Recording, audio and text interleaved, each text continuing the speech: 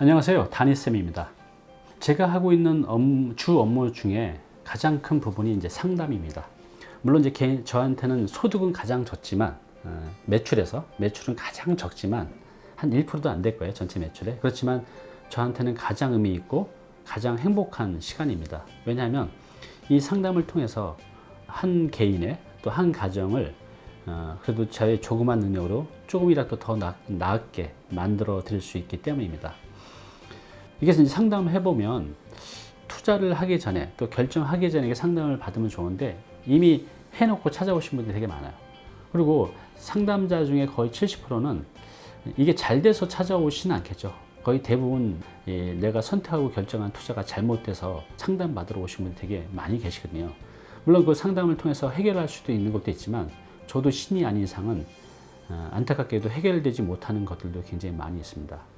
여러분, 우리가 이 부동산 상담은요, 뭐 변호사나 또 의사나 세무사를 전문가를 찾아서 상담을 받듯이 부동산도 반드시 여러분들이 의사 결정하시기 전에 부동산 전문가의 상담을 통해서 한 번 더 확인하고 하셨으면 합니다. 자, 그러면 우리가 왜 부동산 상담이 필요할까요? 크게 세 가지로 볼 수 있을 것 같아요. 자, 이야기 들으시기 전에 구독, 좋아요 버튼 한 번씩 눌러주시기 바랍니다. 일단은 한번 부동산은 선택을 하게 되면 되돌릴 수가 없어요. 부동산은 자본주의 세상에서 거래되는 단일 품목으로는 가장 금액이 크잖아요. 싸게는 몇 천에서 많게는 몇 억, 몇십억이 되죠.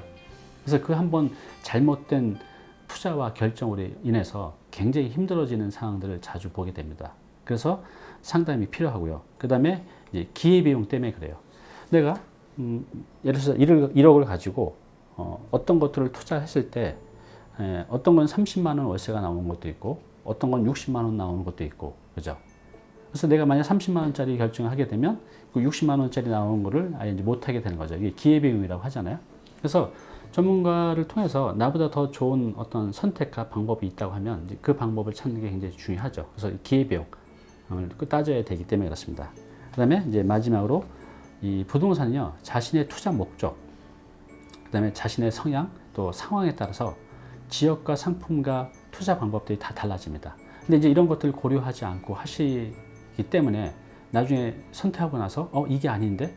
라는 이제 상황들이 많이 발생이 되거든요. 그래서 여러분들 반드시 이 부동산은 여러분들이 선택과 결정하기 전에 상담을 받고 하셨으면 합니다.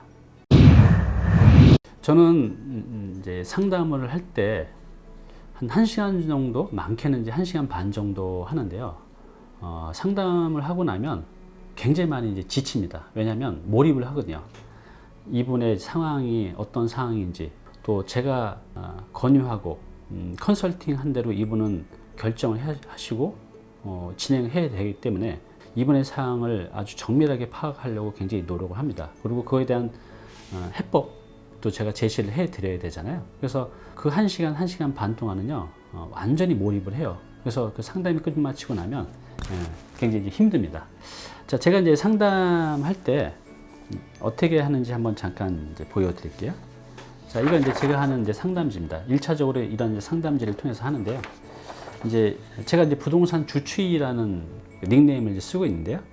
저도 어찌 보면 이제 부동산의 의사라는 거죠. 왜냐하면 이제 고객이 오시면 이분의 고민과 걱정을 이제 듣고요. 그런 다음에 이분의 이제 부동산의 상황을 다 제가 듣습니다. 진단을 하는 거죠. 어떻게 좋은지 안 좋은지 어떤 상황인지를 제가 진단하고 이거를 팔지 계속 가져갈지 리모델링 할지 뭐 증여를 할지 이제 처방을 합니다. 자, 그 다음에 제가 처방한 거를 고객 스스로 치료를 할 수 있는 것도 있고 또 본인 스스로 치료를 못하는 것들도 있죠. 본인 스스로 치료를 못하는 것들은 제가 이제 치료 과정들을 이제 도와드립니다. 그리고 이 부동산으로 인해서 재발하지 않도록 제가 이제 관리하는 일을 이제 하고 있는 거죠. 상담을 통해서. 그래서 제가 이제 보여드린 이 상담지가 바로 그겁니다. 그래서 저의 일이 어찌 보면 의사의 일하고 거의 비슷하다고 보면 돼요. 진단하고 처방을 하고 치료를 하고 그리고 재발하지 않도록 이제 관리하는 일. 이게 이제 제가 하는 일이죠. 그래서 이제 이런 상담지가 있고요. 또 이제 어떤 게 있냐면요. 이제 제가 하는 것 중에 좀 더 구체적으로 들어가서 이제 컨설팅으로 들어가면 이제 이런 게 있습니다. 이제 부동산 진단 체크리스트. 이건 진짜 이제 문제가 있다고 하면 이제 좀 더 정밀하게 들어가는 겁니다.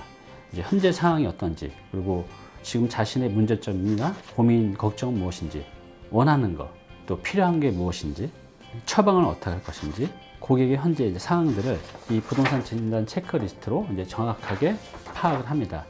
왜냐하면 제가 이게 파악이 돼야만 이 고객의 최적화된 해결 방법, 투자 방법들을 제시할 수 있기 때문입니다.